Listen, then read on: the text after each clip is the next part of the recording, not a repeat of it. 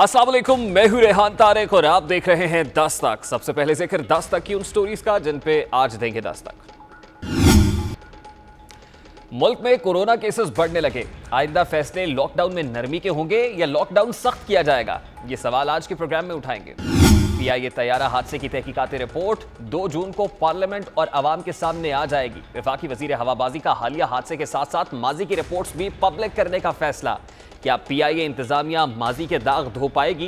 क्या शफाफ तहकीकात हो सकेंगी? क्या पालपा के तहफ़्फ़ुज़ात दूर हो गए? ये सवालात भी आज के प्रोग्राम का हिस्सा होंगे। और फिर चाइना के फौजियों ने भारतीय सिपाहियों की दुर्गत बना डाली। मशरकी लद्दाख भारत के हाथ से फिसलने लगा। दूसरी जानिब भारत अपना गुस्सा बेजुबान कबूतरों पर निकाल रहा है। क्या यौम तकबीर नारा तकबीर के साथ मुल्क के दिफा को नाकाबिले तस्खीर बनाने वालों से किसी मिस एडवेंचर का सोचा भी जा सकता है? कौमी राब्ता कमेटी यानी एनसीसी के इजलास में लॉकडाउन से मुताल्लिक फैसले 31 मई तक के लिए हुए थे और अब एक बार फिर इन फैसलों का असर नौ जायजा लेने का वक्त आन पहुंचा है। आइंदा इजलास में माजी के फैसलों पर नजरसानी के साथ साथ मुस्तकबिल के लिए हिकमत अमली भी मुरतब की जाएगी। देखना यह है कि फैसला लॉकडाउन में मजीद नरमी का होगा या फिर सख्ती लाई जाएगी, और यही सवाल ज़बान ज़द-ए-आम है। हर कोई जानना चाहता है कि लॉकडाउन सख्त होगा या फिर मजीद नरमी लाई जाएगी। मुल्क में कोरोना वायरस नमूदार हुए अब तकरीबन 3 माह का अरसा बीत चुका है। मुल्क में कोरोना वायरस का पहला केस 26 फरवरी को सामने आया और पहला केस सामने आने के तकरीबन 1 माह बाद यानी 21 मार्च को मुल्क गिर लॉकडाउन लगाने का फैसला हुआ, जिसके बाद जुज़वी लॉकडाउन और फिर स्मार्ट लॉकडाउन का फैसला किया गया। ईद से चंद दिन कबल वफाकी हुकूमत ने तकरीबन तमाम तरह के कारोबार खोलने की इजाज़त दे दी और मुल्क भर में ईद की शॉपिंग का रश देखकर ये गुमान गुजरने लगा कि शायद कोरोना को शिकस्त। शायद इसी रश को देखकर मुआविन खुसूसी बराए सैयद जफर मिर्जा ने खबरदार किया था कि ईद के बाद दोबारा लॉकडाउन लगाया जा सकता है। मुआविन खुसूसी बराए सैयद जफर मिर्जा का मौक़िफ़ अपनी जगह, लेकिन वज़ीर आज़म इमरान खान मुतातिब बार कह चुके हैं कि वो लॉकडाउन के हक में नहीं है, क्योंकि इससे गरीब और मजदूर तबका मुतासर होता है। दूसरी तरफ वज़ीर आज़म के मुआविन खुसूसी बराए सैयद जफर मिर्जा कह रहे हैं कि पाकिस्तान में कोरोना केसेस में इजाफा हो रहा है। पाकिस्तानी शायद समझ रहे हैं कि कोरोना सिर्फ ईद तक था, अगर हमने एहतियाती तदाबीर इख्तियार ना की तो बहुत बड़ा बहरान पैदा हो सकता है। आज भी वज़ीर आज़म पाकिस्तान ने अक़वाम मुत्तहिदा के वर्चुअल इजलास से खिताब में यही कहा कि पाकिस्तान लॉकडाउन का मुतहम्मिल नहीं हो सकता है। कोरोना वायरस नमूदार होने के इब्तदाई माह में कोरोना के कन्फर्म मरीज कितने थे, दूसरे माह केसेस और अमवात की तादाद क्या रही, जबकि हालिया 1 माह में आज के दिन तक कन्फर्म केसेस और अमवात की तादाद क्या है, तमाम आदाद व शुमार आपके सामने रखता है। आज से ठीक 3 माह पहले यानी 28 फरवरी को मुल्क में कोरोना के कन्फर्म मरीजों की तादाद 2 थी, जबकि कोई डेथ रिपोर्ट नहीं हुई थी, यानी कुल केसेस 2 थे, अमवात 0 थी। ठीक 1 माह के बाद यानी 28 मार्च को कन्फर्म केसेस की मजमूई तादाद बढ़कर 1526 तक जा पहुंची, जबकि मरने वालों की तादाद 13 हो गई। 2 माह गुजरे तो 2 माह गुजरने के बाद यानी इसी असना में जब लॉकडाउन में सख्ती की गई थी, 28 अप्रैल के आदाद शुमार के मुताबिक कोरोना के कन्फर्म मरीजों की मजमूई तादाद बढ़कर 14,612 हो गई, जबकि मरने वालों की तादाद बढ़कर 312 तक जा पहुंची।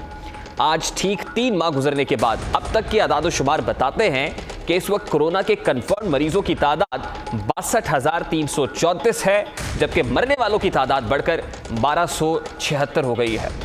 3 माह के आदाद शुमार को सामने रखकर आइंदा माह के लिए कन्फर्म मरीजों और मुमकिना अमवात का अंदाज़ा लगाया जा सकता है। पहले माह यानी फरवरी के मुकाबले में मार्च में तकरीबन 500 गुना ज़ायद केसेस सामने आए। मार्च के मुकाबले में अप्रैल में जब लॉकडाउन सख्त हुआ तो अप्रैल में सामने आने वाले केसेस की तादाद मार्च के मुकाबले में 10 गुना ज़ायद थी। इसी तरह से मई में सामने आने वाले केसेस की तादाद अप्रैल के मुकाबले में कंपैरेटिवली 4 गुना ज़ायद थी और कुल अमवात मजमूई केसेस का तकरीबन 2% यानी 1276 है।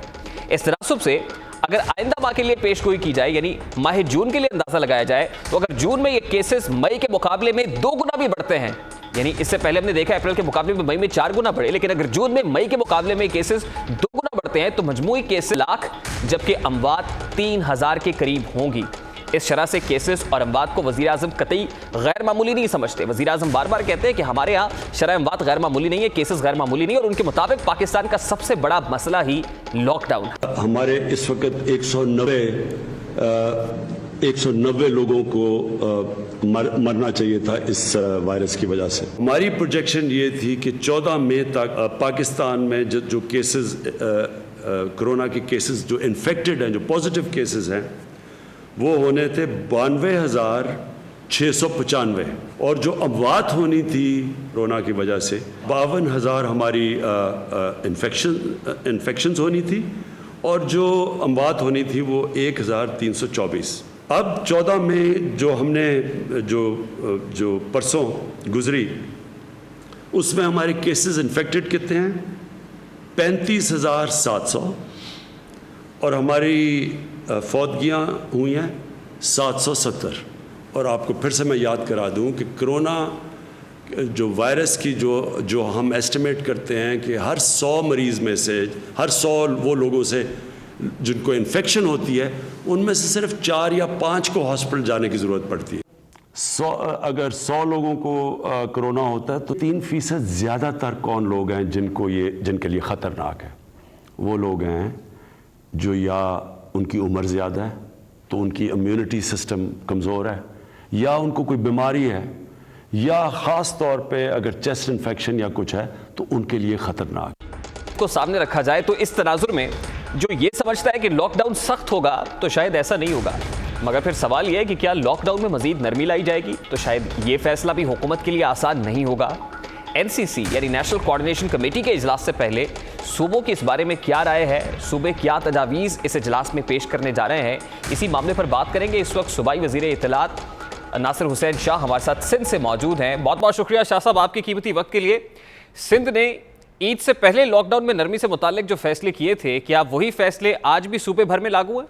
बिस्मिल्लाहिर्रहमानिर्रहीम सल्ली अला मुहम्मदिन व आले मोहम्मद। जी 31 मई तक का नोटिफिकेशन है जो फेडरल गवर्नमेंट ने निकाला था, उसी को फिर हमने भी यहाँ पे फॉलो किया था उस पर, और फिर सुप्रीम कोर्ट के अहकामात भी थे। तो जाहिर है सुप्रीम कोर्ट के अहकामात पर मिन और अन अमल करना होता है और वो हम कर रहे हैं, इसलिए 31 मई तक वैसे ही रखा है। बिल्कुल ठीक है, यानी शाह साहब ये समझा जाए कि कल यानी बरोज़ जुमा, बिल्कुल यही मैं जानना चाह रहा था कि 12 से 3 का जो कर्फ्यू दिखाई देता था सिंध के अंदर जुमे के हवाले से, नहीं वो नहीं है, वो नहीं होगा कल। बिल्कुल ठीक है। और 31 मई को जब दोबारा इजलास होगा एनसीसी का, कौमी राब्ता कमेटी का, तो उसमें असर-ए-नौ जायजा लिया जाएगा और फिर फैसले आइंदा के लिए किए जाएंगे। तो जब सिंध हुकूमत अपनी सिफारिशात पेश करेगा नेशनल कोऑर्डिनेशन कमेटी के उस इजलास के अंदर, तो सिंध की तरफ से क्या तजावीज़ होंगी? लॉकडाउन में नरमी लाने की तजावीज़ पेश की जाएंगी या लॉकडाउन को सख्त करने के हवाले से सिंध हुकूमत जो है वो बात करेगी? देखिए, हमें जो माहिरीन ने कहा था वो तो एक प्रॉपर लॉकडाउन की बात करते रहे हैं हमेशा, और जो सीएम सिंध ने फरवरी में, मार्च में प्राइम मिनिस्टर साहब से जो रिक्वेस्ट की थी वो एक प्रॉपर लॉकडाउन चाहते थे कि 15-15 दिन के, अगर उस वक्त 2 प्रॉपर लॉकडाउन होते तो काफ़ी हालात बेहतर होते, लेकिन उस पर अमल नहीं किया गया। अब तो ये वायरस बहुत ज़्यादा फैल चुका है, तो इसलिए कोई इस तरह का लॉकडाउन तो हो नहीं सकता कि दोबारा लॉकडाउन किया जाए। जाहिर है हमारे यहाँ मुआशी भी इश्यूज़ हैं, माशरती भी इश्यूज़ आते हैं, तो वो मुमकिन नहीं है। तो अब हर चीज़ को खोलना पड़ेगा, लेकिन SOPs के तहत एहतियाती तदाबीर को इख्तियार करते हुए बहुत सारी चीज़ों को जो भी अब मामूलात ज़िंदगी हैं उनको शुरू करना पड़ेगा, लेकिन थोड़ा चेंज आप होंगे, और उसके लिए हमने SOPs बनाई हैं और सिफारशात हैं जो चीफ मिनिस्टर साहब पेश करेंगे उस मीटिंग में कि उस पर कैसे अमल किया जाए। लेकिन जो माहिरीन कहते हैं जो पूरी दुनिया में है, तो वो तो एक लॉकडाउन की बात करते हैं, लेकिन ज़ाहिर है हमारे हालात, मारूजी हालात इस बात की इजाज़त नहीं देते, लेकिन एहतियाती तदाबीर ज़रूर हम इख्तियार कराएंगे और वो जो स्टैंडर्ड्स हैं उसके ऑपरेशनल जो भी चीज़ें उन पर अमल करवाएंगे। इस वक्त कोरोना के मजबूरी तौर पर कंफर्म केसेस की बात की जाए तो सिंध सबसे ज़्यादा इफेक्टेड दिखाई देता है। अब से कुछ देर पहले, अभी तो नहीं मुझे पता कि 1-2 हो सकता है केसेस बढ़ गए हुए, कितने मजीद केसेस रिपोर्ट हो रहे हैं जिस वक्त हम बात कर रहे हैं, इस वक्त 25,309 केसेस के साथ, कंफर्म केसेस के साथ सिंध सरे फहरिस्त है। और सिंध की पब्लिक और सरकार के दरमियान एक ट्रस्ट डेफिसिट इसलिए भी दिखाई देता है कि लोग अस्पतालों में जाने को तैयार नहीं है। अगर किसी को महसूस होता भी है, अलामात भी जाहिर हो जाती हैं, वो टेस्ट कराने के लिए नहीं जाते, इसलिए कि अस्पताल में खुदा न खास्ता ले जाया जाएगा और वहाँ पर जाके हमें ठीक तरीके से ट्रीट नहीं किया जाएगा। और फिर ये एक अमूमी तासुर ये है कि अगर आप अस्पताल चले जाते हैं तो खुदा न खास्ता फिर आपकी डेड बॉडी घर पर वापस आती है। इस ट्रस्ट डेफिसिट को कम करने के लिए सरकार क्या कर रही है? देखिए, हम तो मुकम्मल तौर पर अवेयरनेस दे रहे हैं। अब जो लोग घर पे खुद को अगर पॉजिटिव आते हैं, अगर खुद को घर पे क्वारंटीन करते हैं, आइसोलेशन में रख सकते हैं, तो वो सबसे ज़्यादा प्रेफरेबल बात है। अगर वो बीमार नहीं हो रहे, सिर्फ पॉजिटिव हैं, तो अपने घरों पे रहें। लेकिन अगर वो घर में इस बात पर नहीं अमल कर सकते, तो फिर जो हमारे सेंटर्स बने हुए हैं वहाँ पे आकर वो रहें। और दूसरी बात ये है कि असल इशू जिसकी आप कह रहे थे कि जी लॉकडाउन इसीलिए होता कि हमने अपनी इस्ताद बढ़ानी थी, देखिए वो तो एक हद तक बढ़ी ना। जब 26 फ़रवरी को पहला केस आइडेंटिफाई हुआ तो उस वक्त हमारी जो कैपेसिटी थी टेस्ट करने की 80 के लगभग थी। इस वक्त हम 6000 से ज़्यादा टेस्ट जो हैं वो कर रहे हैं और इसको मज़ीद बढ़ाया जा रहा है। और ये जो एक तासुर है कि जी सिंध में ही ज़्यादा केसेस हैं और काम भी ये ज़्यादा कर रहे हैं, तो ये पता नहीं क्या इशू है, ऐसा नहीं है। असल इशू ये है कि जो WHO के स्टैंडर्ड्स हैं, जो उनके तरीक़ेकार हैं, हम उसको फॉलो कर रहे हैं, ट्रेस कर रहे हैं, ट्रैक कर रहे हैं और फिर टेस्ट कर रहे हैं। हर किसी का टेस्ट नहीं कर रहे कि ज़ाहिर है सबका टेस्ट हो भी नहीं सकता। तो जिसमें सिम्टम्स हैं, जिसकी ट्रैवल हिस्ट्री थी, क्योंकि ये वायरस कोई हमारा मुकामी नहीं है, ये बाहर से आया है। जो हम चीख चीख के कहते हैं कि अगर चीफ मिनिस्टर सिंध की बात प्राइम मिनिस्टर साहब मान लेते फरवरी में या मार्च में और एक प्रॉपर लॉकडाउन एयरपोर्ट पर, दीगर जगहों पे, बॉर्डर्स पर हो जाता, या वहाँ पे जो आ रहे होते उन पर मुकम्मल SOPs या वो जो उनका होता है सिलसिला उसको मुकम्मल अडॉप्ट किया जाता, तो ये वायरस को फैलने से रोका जा सकता था। लेकिन अब जब ये सारी चीज़ें हो गई, अब ये इतना ज़्यादा फैल गया, तो अब तो हमें एक लंबा अरसा इसके साथ रहना है और इसलिए नई तर्ज ज़िंदगी की तरफ जाना है जिसमें एहतियाती तदाबीर भी होंगी और मामूलात ज़िंदगी भी चलते रहेंगे। बिल्कुल ठीक है। बहुत बहुत शुक्रिया नासिर हुसैन शाह साहब आपकी कीमती वक्त के लिए। सुबह विद नासिर हुसैन शाह हमारे साथ मौजूद थे और पब्लिक की रिस्पॉन्सिबिलिटी, जिम्मेदारी कुछ ज़्यादा दिखाई दे रही है कि अब तो वायरस फैल चुका है, पब्लिक को इसके साथ रहने की आदत अपनानी होगी। नासिर हुसैन शाह साहब की गुफ्तगू आपने सुनी। पंजाब से इस वक्त डॉक्टर जावेद अकरम की एक्सपर्ट ओपिनियन शामिल करेंगे। यूनिवर्सिटी ऑफ हेल्थ साइंसेज के vice chancellor professor doctor Javed Akram हमारे साथ मौजूद हैं। बहुत बहुत शुक्रिया डॉक्टर साहब आपके कीमती वक्त के लिए। सबसे पहले तो correct me if I am wrong, कहा यह जा रहा है कि गुज़श्ता एक रोज़ में सर्विसेज हॉस्पिटल के अंदर 35 अमवात रिपोर्ट हुई हैं, which is something very alarming.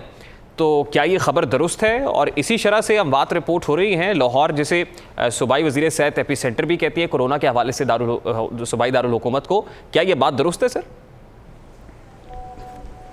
बहुत शुक्रिया जी। देखें, मुझे सर्विसेज के एग्जैक्ट फिगर तो नहीं पता क्योंकि मैं वहाँ तो काम नहीं कर रहा, लेकिन मेरा ख्याल है इतने बड़े हॉस्पिटल में 35 तो आई डोंट नो, लेकिन 10 से 15 अमवात तो डेफिनेटली नॉर्मल डेज़ भी होती होंगी, क्योंकि ऑब्वियसली वहाँ क्रिटिकल पेशेंट्स हैं, ICUs हैं, CCU है, वहाँ पे फिर सर्जरीज होती हैं कई ज़्यादा। तो गुज़श्ता रात के अंदर कहा जा रहा है कि एक रात में 35 अमवात रिपोर्ट हुई हैं, जो अलार्मिंग तो है, बारकैफ अलार्मिंग तो है अगर ऐसा होता है। तो डॉक्टर साहब आपको इस तनाजुर में क्या लगता है, क्योंकि सारी सिचुएशन को आप मॉनिटर तो कर रहे हैं और इस हवाले से जो टीम है जिसका आप हिस्सा हैं, कलीदी किरदार है, आपको क्या लगता है कि लॉकडाउन में मजीद नरमी करने की ज़रूरत है या मजीद सख्ती लाई जाएगी?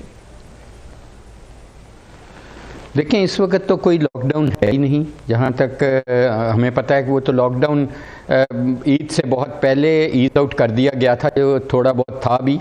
और एक्सपेक्ट ये किया जा रहा था गवर्नमेंट से कि गवर्नमेंट ने ये एक्सपेक्ट किया था कि लोग अब रिस्पॉन्सिबिलिटी से बिहेव करेंगे और इस डिज़ीज़ की ओनरशिप लेंगे, और ये ओवर क्राउडिंग, एक जगह पे बहुत सारा जमघटे और शॉपिंग, और जो बिल्कुल टोटली अननेसेसरी था, कि जैसे आइसक्रीम की शॉप्स आप देख रहे हैं, सुपरमार्केट्स, और एक पिकनिक का समा रहा। अच्छा डॉक्टर साहब, इंटरेस्टिंगली आप भी ये अंडरस्टैंड कर रहे हैं कि लॉकडाउन प्रैक्टिकली कहीं नहीं है, हम भी यही देखते रहे हैं कि लॉकडाउन अमली इजहार तो उसका कहीं दिखाई नहीं दे रहा, लेकिन सरकार उसको स्मार्ट लॉकडाउन कहती है और वफाकी वज़रा तो ये तक कह गए कि इस स्मार्ट लॉकडाउन को अमेरिकी रियासत न्यूयॉर्क भी फॉलो कर रही है। तो इसका मतलब ये कि अब हुकूमत भी ये समझ रही है कि लॉकडाउन असल में है कोई नहीं। देखिए, स्मार्ट लॉकडाउन जिसका मैं मतलब समझता हूँ, वो तो ये उसके मफहूम होंगे कि सारे एरियाज़ का डाटा हो हमारे पास, शादमान का डाटा हो, जैसे लाहौर में गुलबर्ग का डाटा हो, कैंट का डाटा हो, और इंदरून सिटी का हो, और जहाँ ये देखा जा रहा है कि केसेस बहुत ज़्यादा स्टीपली ऊपर जा रहे हैं, वहाँ पे उस एरिया को लॉकडाउन कर दिया जाए बजाय पूरे शहर को या पूरे मुल्क को करने के। तो लेकिन ऐसा हमारे पास कोई डाटा अवेलेबल भी नहीं है कि हम ऐसा कर सकें, और ऐसा मेरा नहीं ख्याल के हो रहा है। तो इसलिए मेरा ख्याल है इस वक्त अमली तौर पे तो ये ओनरशिप जो गवर्नमेंट ने पब्लिक को दी और पब्लिक से अपील की गई, बार बार अपील की गई और आपके ज़रिए मीडिया के ज़रिए भी की गई कि वो अब खुद इसका कम से कम ओनरशिप लें, और बजाय इसके कि गवर्नमेंट नहीं डॉक्टर साहब, पब्लिक तो ऑनरशिप नहीं ले रही। पब्लिक जितनी ऑनरशिप ले रही है, हमने ईद के दिनों में भी देखा है, ईद से पहले मार्केट्स के अंदर भी देखा है। अब इस वक्त जो कारोबार 5 बजे तक खोलने की इजाजत दी गई है, 5 बजे मेजॉरिटी ऑफ द शॉप्स बंद हो जाती हैं, मेडिकल स्टोर्स को इस्तिस्ना है, या बेकरीज 10 बजे तक खुल सकती हैं, इसको क्या समझा जाए? ये स्मार्ट लॉकडाउन स्ट्रैटेजी का हिस्सा है, ये कोई जुज़वी लॉकडाउन है या बिल्कुल लॉकडाउन, ये क्या है फिर सर? देखें, ये तो मैं समझता हूँ कि लॉकडाउन तो नहीं है, क्योंकि इस तरह कोई ट्रैफिक की रवानी तो नहीं रोकी गई, सिर्फ ये शॉप्स को रोका गया है कि जाहिर है विद द एक्सपेक्टेशन के ट्रांसमिशन थोड़ी सी कम हो जाएगी, थोड़ी सी दुकानों में क्राउडेडनेस कम हो जाएगी। लेकिन मैं समझता हूँ कि ये ना होने से तो बेहतर है कि ये जो हो रहा है, ताकि एटलीस्ट, क्योंकि इवनिंग में पीक आवर्स होते हैं शॉपिंग के, इवनिंग में फैमिलीज़ जाती हैं बाहर एक्सकर्शंस के लिए, आउटिंग के लिए, और मैं समझता हूँ कि ये अच्छी एक स्ट्रेटजी है, ना होने से बहुत बेहतर है इसका होना। और मैं समझता हूँ कि अल्लाह करे कि ये बहुत जल्द हम पीक पे जाके इसको प्लेटू कर सकें ट्रांसमिशन को, और फिर ये नीचे आ सके। लेकिन इसके लिए डॉक्टर साहब ये बड़ा ही नॉन प्रैक्टिकल किस्म का लगता है। मुझे ये बताएं कि आपकी मोडालिटीज़ क्या कह रही हैं कि आइंदा माह जून के अंदर कंफर्म केसेस कितने हो जाएंगे और कितनी अमवात रिपोर्ट होने का अंदेशा है? मोडालिटीज़ क्या कह रही है सर? देखें, अल्लाह करे कि हम पीक टच कर चुके हों और फ्लैटनिंग द कर्व की तरफ जा रहे हों, लेकिन ये कहना जो आपका सवाल है ये बहुत मुश्किल होगा, क्योंकि इस वक्त हम टेस्टिंग भी बहुत ज़्यादा नहीं कर रहे और रैंडमाइज्ड भी नहीं कर रहे, पॉपुलेशन बेस्ड भी नहीं कर रहे। इसलिए टू बी एग्जैक्ट ये बहुत मुश्किल होगा कैलकुलेट करना। All what we can say is कि ये अभी बढ़ रहे हैं केसेस, और अनफॉर्चुनेटली डेथ भी इसी तरह बतदरीज बढ़ रही है। और अभी जब तक कि हम कुछ ना कुछ इंटरवेंशन ऐसी नहीं करते कि पब्लिक इसको ओन नहीं करती, पब्लिक सेल्फ डिसिप्लिन में नहीं जाती। आप देख रहे हैं कि मास्क भी बहुत 50% तो कम से कम लोगों ने बिल्कुल ही नहीं पहने होते, और ख़ासकर क्राउडेड एरियाज़ में, अंदरून सिटी में, सब्ज़ी मंडियों में और फ्रूट मंडीज़ में कुछ भी नहीं फॉलो हो रहा। और इसी तरह जो हमें कहा गया था, जो ताजर की तंजीमें थी कि ये वो इम्पोज़ कराएंगे ये SOPs, और उसी की बेस पे गवर्नमेंट ने इसको ईज़ आउट किया था, तो उनको भी उस वक्त भी नहीं फॉलो किया गया था, अभी भी कोई नहीं फॉलो हो रहा। तो इसलिए मैं समझता हूँ कि इस तरह तो देखें, अल्लाह की तरफ से ये बीमारी चली जाए तो वो तो अल्लाह मालिक है, वो उसने कहना है हो जाना तो हो जाना है। लेकिन हमारी जब तक एफर्ट नहीं होगी इसको रोकने की, और पब्लिक इसको ओन नहीं करती, पब्लिक अभी तक सिर्फ इसी चीज़ में है, बहुत सारे लोग पढ़े और अनपढ़ लोग, कि ये शायद कोई फ़ंड लेने का चक्कर है, शायद ये कोई क्योंकि उनको नज़र नहीं आ रही वायरस, लेकिन उनको समझ नहीं लग रही कि वायरस ये हाथों। बिल्कुल ठीक है, बिल्कुल ठीक है। बहुत बहुत शुक्रिया डॉक्टर साहब आपके कीमती वक्त के लिए। बॉटम लाइन यही है कि ना इसको संजीदगी से ले रही है और ना ही पब्लिक इसको संजीदगी से ले रही है। यूनिवर्सिटी ऑफ हेल्थ साइंसेज के vice chancellor professor doctor Javed Akram हमारे साथ मौजूद थे, उनकी गुफ्तगू आपने सुनी। इस वक्त बलोचिस्तान से तर्जुमान बलोचिस्तान हुकूमत लियाकत शहवानी हमारे साथ मौजूद है। बहुत बहुत शुक्रिया शहवानी साहब आपके वक्त के लिए। नेशनल कोऑर्डिनेशन कमेटी के आखिरी इजलास में जो फैसले हुए थे उनकी मियाद 31 मई थी और 31 मई की डेडलाइन अप्रोच हो रही है। ऐसे में बलूचिस्तान हुकूमत की तरफ से क्या तजावीज़ दी जाएंगी इजलास के अंदर कि लॉकडाउन को सख्त करने की ज़रूरत है या लॉकडाउन में मजीद नरमी लाने की ज़रूरत है? देखिए, बलूचिस्तान गवर्नमेंट का रोज़ अव्वल से मौक़िफ़ ये रहा है कि लॉकडाउन के अलावा कोरोना का ना कोई मेडिसिन है ना कोई वैक्सीनेशन है, यही एक वाहिद ज़रिया है ग्लोबली प्रूवन एक स्ट्रेटजी के तौर पे, और हम इस बात पे जोर देते रहे हैं कि लॉकडाउन को स्ट्रिक्ट किया जाए। सबसे पहले बलूचिस्तान और सिंध ने एक ही रोज़ यानी 17 मार्च को हमने लॉकडाउन का फ़ैसला किया, और बाद अज़ां दीगर सूबों ने भी, फेडरल गवर्नमेंट ने भी उस पॉलिसी को अडॉप्ट किया। और लॉकडाउन में हमने वक्त के साथ सख्ती भी लाई, लेकिन बाज़ फ़ैसले हमने फेडरल गवर्नमेंट के साथ मिल के किए। लॉकडाउन में पहले जो हमने 5 सेक्टर रिलैक्स किए उस वक्त फेडरल गवर्नमेंट के साथ मिलकर ये फैसला किया। फिर लॉकडाउन को स्मार्ट लॉकडाउन में कन्वर्ट किया, वो भी फेडरल गवर्नमेंट के साथ मिलकर। NCC की पहले मीटिंग में ये उसूली तौर पे तय पाया था कि कोरोना का मुकाबला हम एज ए नेशन कर सकते हैं, और उसके लिए ज़रूरी है एक national strategy, national policy with national narrative. Balochistan government उस उसूली मौक़िफ़ का, उस जो फैसला है उसके साथ हमारी कमिटमेंट है, हम कमिटेड हैं उस फैसले के साथ।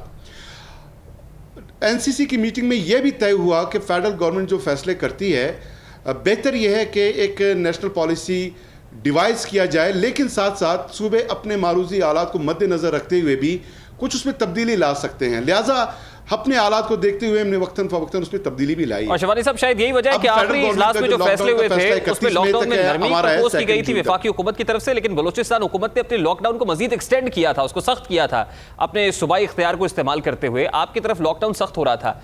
अब इस वक्त आपके मारूजी हालात क्या कह रहे हैं? क्या बलूचिस्तान में सख्त लॉकडाउन को ही प्रिवेल होना चाहिए है या नरमी की जरूरत है? जो कोरोना का फैलाव है उसको देखते हुए तो टेक्निकली प्रैक्टिकली सजेस्ट तो हम यही करेंगे कि लॉकडाउन को सख्त किया जाए। लेकिन एक और इशू जो आड़े आ रही है 1.5 माह के लॉकडाउन में, बल्कि स्मार्ट लॉकडाउन आप साथ मिला दें तो तकरीबन 2 माह बनते हैं।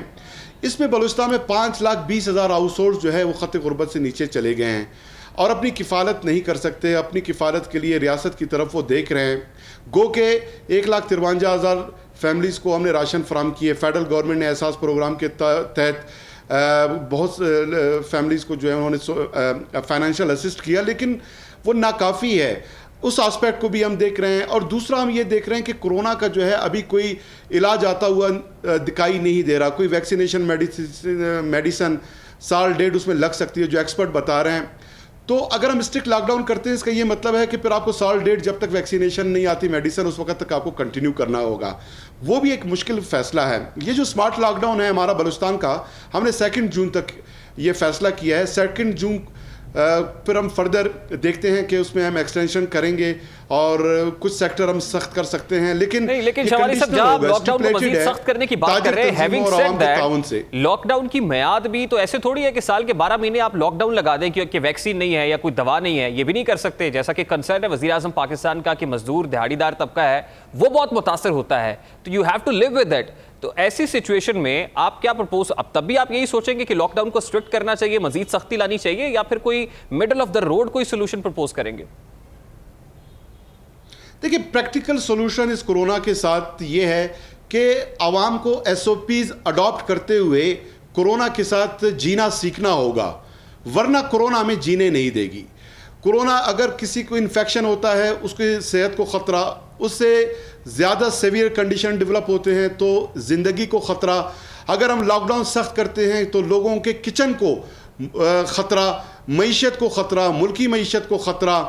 तो कोरोना के तदारुक के लिए हमली तो हम यही सजेस्ट कर रहे हैं बलूचिस्तान गवर्नमेंट कि लोग SOPs पे अमल दरामद करते हुए कोरोना के साथ जीना सीखें। और इसके लिए हम जो स्मार्ट लॉकडाउन है, जो SOPs हैं, सुबह 8 से 6 बजे तक मार्केटें खुली रहेंगी और सारी मार्केटें, शॉपिंग मॉल, सब कुछ।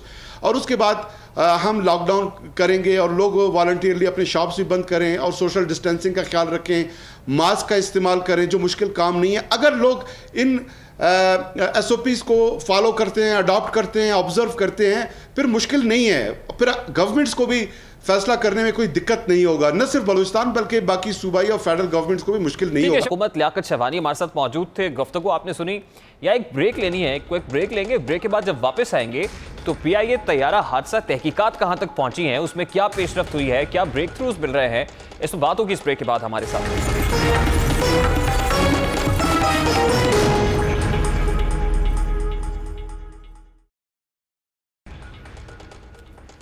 Welcome back. PIA तैयारा हादसा क्यों कर पेश आया? इंतजामी गफलत थी या पायलट से गलती सरजद हुई या फिर तैयारे में तकनीकी खराबी पैदा हुई? कौन गफलत का मर्तकब हुआ, ये जानने के लिए तहकीकात हो रही हैं। आज भी फ्रांसीसी माहिरीन पर मुश्तमिल टीम ने जाए हादसा का दौरा किया और तहकीकाती टीम को एक अहम ब्रेक थ्रू भी मिला है।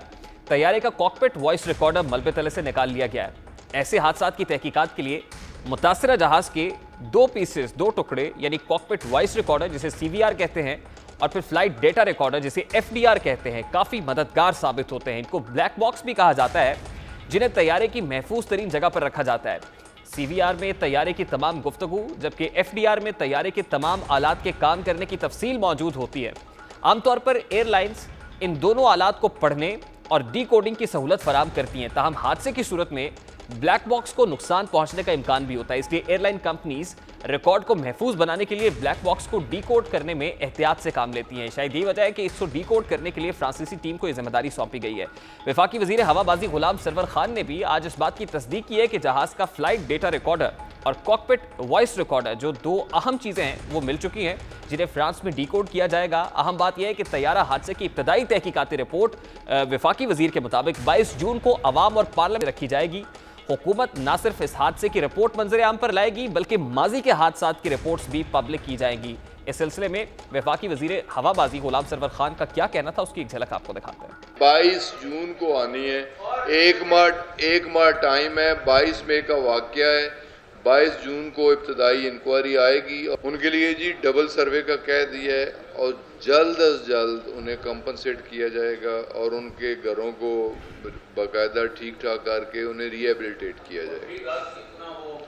लेकिन हर घर के डैमेज की नोयत है ना, को फिक्स नहीं है। हमारी कोशिश है कि जल्द अज जल्द डेड बॉडीज उनके लवाहिकीन के हवाले हों और उसके साथ ही साथ इनिशियली 5 लाख कंपनसेशन जो कि न होने के बराबर है, और कंपनसेट तो जाने वाले को किसी तरीके से किया ही नहीं जा सकता। अल्लाह ताला जाने वाले को भी कंपनसेट करे और उसके लवाहिकीन को भी कंपनसेट करे, लेकिन हुकूमत की तरफ से साथ ही साथ 10 लाख रुपए की कंपनसेशन, तो बाकी कंपनसेशन अंडर प्रोसेस है जो कि इंश्योरेंस कंपनी की तरफ से दी जाएगी। हमारे यहाँ जिस तरह तैयारा हादसात की तहकीकात माजी में की गई हैं, उन्हें देखते हुए इस बार फिर कई सवालात जन्म लेते हैं। क्या शफाफ तहकीकात हो पाएंगी? क्या असल जिम्मेदारान सामने आ पाएंगे? क्या वफाकी वजीर की प्रेस कॉन्फ्रेंस के बाद पेल्पा के तहफुजात दूर हो गए? इसी पर बात करने के लिए इस वक्त ज्वाइंट सेक्रेटरी पेल्पा और एयरबस A320 के कैप्टन कासिम कादर हमारे साथ मौजूद हैं। बहुत बहुत शुक्रिया कासिम साहब आपके वक्त के लिए। क्विकली आपसे जानना ये चाहेंगे कि आज वफाकी वजीर बराए हवाबाजी गुलाम सरवर खान साहब ने प्रेस कॉन्फ्रेंस की, कहा कि 22 जून को एक रिपोर्ट पब्लिक कर दी जाएगी, अवाम के सामने भी आएगी, पार्लियामान के सामने भी रखेंगे। तो are you satisfied with that? Ghulam Sarwar Khan Sahab जो कह रहे हैं शफाफ तहकीकात होंगी, ना सिर्फ अभी की तहकीकात होंगी इस तैयारा हादसे की पर्टिकुलर केस की, बल्कि माजी के जो तैयारा हादसा हैं उनकी तहकीकात भी होंगी और पब्लिक की जाएंगी रिपोर्ट्स। तो पेल्पा का क्या मौक़िफ़ है, क्या रद्द-ए-अमल है आपका इस पर? जी, हमारा जो मौक़िफ़ है वो ये है कि जो तहकीकात हैं वो बाहर की ऑर्गेनाइजेशंस हैं जो इसमें एक्सपर्ट्स हैं। International federation of airline pilot association है जो इकाओ इंटरनेशनल सिविल एविएशन अथॉरिटी के साथ मिल के काम करती है। उन्होंने हमारे प्राइम मिनिस्टर साहब को ख़त भी लिखा है कि we would like to come and help and join in the investigations, because देखिए purpose of an investigation is always कि आइंदा के लिए जो है आसमान को ज़्यादा महफूज बनाया, परवाज़ को ज़्यादा महफूज बनाया जाए।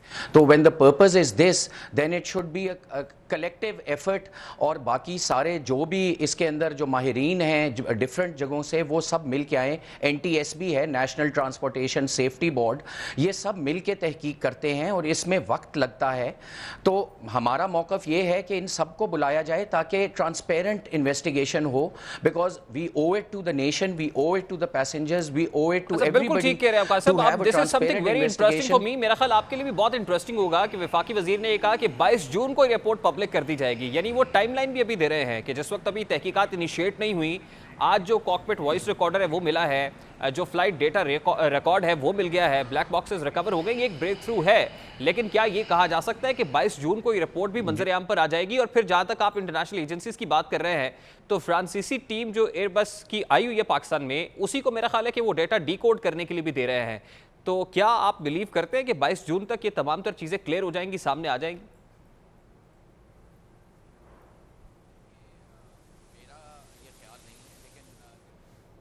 At all, and that is why we are saying that there should be experts coming in, और एयरबस की भी एक हद है, वो जहाज़ के बारे में बताएगी, उसकी टेक्निकल लॉग, उसकी हिस्ट्री देखेगी जहाज़ की, वो सारी चीज़ें। लेकिन जो इस तरह का एयर क्रैश होता है ना जनाब, उसके अंदर ना उसमें ह्यूमन फैक्टर देखा जाता है, उसमें देखा जाता है कि फटीग फैक्टर तो नहीं था क्या ज़्यादा, क्या ये कोविड सिचुएशन में अनयूजुअल सिचुएशन, इमरजेंसी सिचुएशन में जहाज उड़ाए जा रहे थे। हम बिकॉज इस वक्त आवाम के लिए ये ज़रूरी था कि ये फ्लाइट्स की जाएं हमारी गवर्नमेंट के लिए, हमारे मुल्क के लिए। तो इस वक्त तो सिर्फ पाकिस्तान इंटरनेशनल एयरलाइन और कतर और शायद एक दो ही उड़ रही थी। सियोल से लेके अमेरिका तक उड़ रहे हैं लोग, हमारी एयरलाइन उड़ रही है, लेकिन अनयूजुअल सिचुएशन है। हमें बड़े उसके अंदर स्ट्रेस लेवल जो है, in an already very high stress, high responsibility job, we have been put with much bigger stresses because of this huge emergency than the entire world is facing.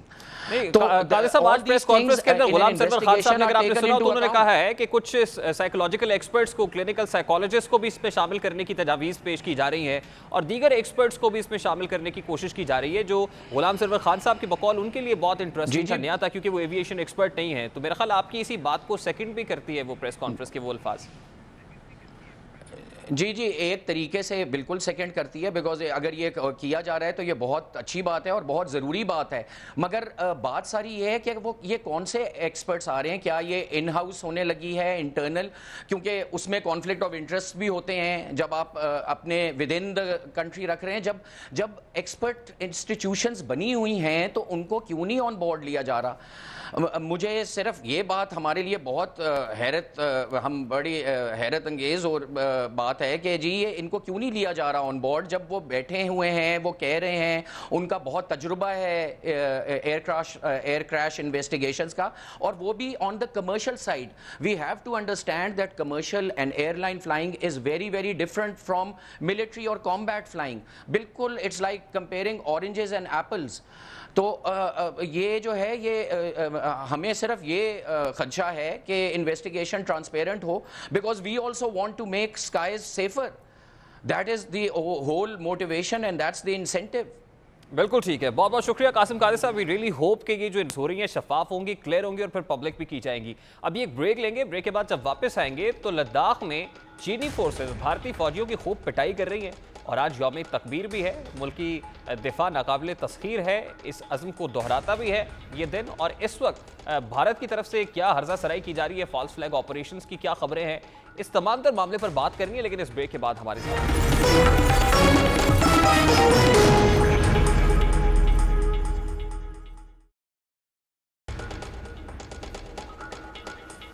Welcome back. Bharat में BJP हुकूमत और मोदी सरकार के बरसरे इक़्तिदार आने के बाद जहां भारत में मौजूद मुस्लिम अक़लियतें गैर महफूज हुई हैं, कश्मीर में हक़ खुदरादियत की जंग लड़ते कश्मीरियों को घरों में मुकफ़ल किया गया, उन पर जुल्म के पहाड़ तोड़े गए और यह सफाकियत आज भी जारी है, वहीं पाकिस्तानी सरहदों पर भी मोदी सरकार किसी मिस एडवेंचर से गुरेज नहीं करती है।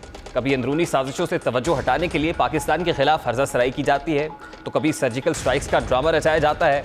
दूसरी जानिब हर जारे अमल का रद्द-ए-अमल मीठे बोल से दिया जाता है।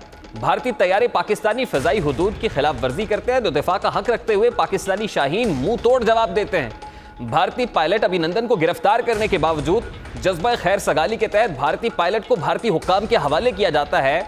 आज एक बार फिर जब भारत फॉल्स फ्लैग ऑपरेशन की तैयारी में मसरूफ है तो कोई बहाना ढूंढने नहीं मिल पा रहा है। हाल ही में पता चला है कि भारत ने एक पाकिस्तानी जासूस कबूतर को हिरासत में ले लिया है।